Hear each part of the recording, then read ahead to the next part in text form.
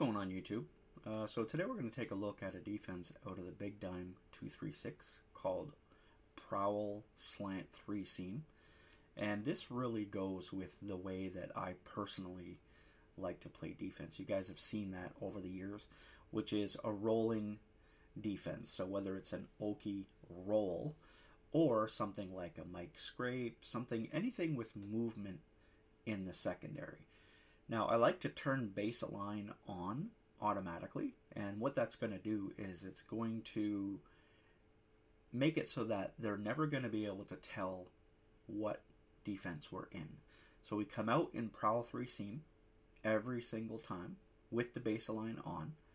We're going to QB contain, and then we're going to grab that cornerback like you see me grabbing all the time. So not the guy that comes down, but the guy just next to him.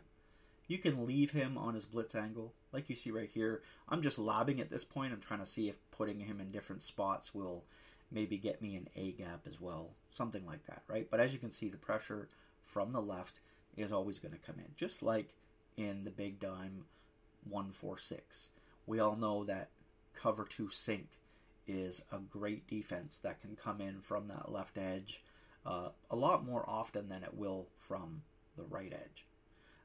So here what we're doing is this is giving us an ability to be able to run a very similar defense with a lot of different shells. Okay, so in the cover 2 sink, not only do you have to move the guy in on cover 2 sink, but here you don't have to touch anything. You QB contain, and that's it. Then it's really up to you. If you want to leave the other guy blitzing, you can. It's not ideal because you don't need him, as you see right here.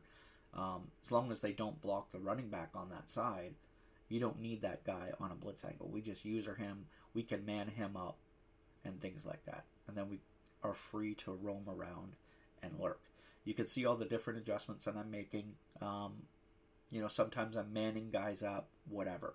So here, this gives us the ability to have a cover 3 shell instead of that cover 2 shell without having to make all the adjustments in cover 2 sink to turn it into a cover 3. So if we base a line, right, you're going to get the same thing every time. You can use or whoever it is that you want. The pressure is going to come in. Now also, the great thing is you set your audibles. You come out in the play with your baseline on, and as you can see, we can now audible to a 2-man under, and they don't know that we audibled. So we can do this and play coverage instead. As you can see here, I've done so many different cross mans and things like that. So your defense is always going to be different. And to me, that's what I like. I don't just want to be in a cover 2 all the time or whatever. So as you can see here, I audible to the show 2. Nobody moves whatsoever. And now we've just got lockdown coverage on what it is that they're trying to do. So Big Dime 146, Prowl Slant 3 Seam with baseline on. You QB contain and you grab that guy right there and you put him in whatever you want, and you're going to either play coverage or get quick pressure on the quarterback.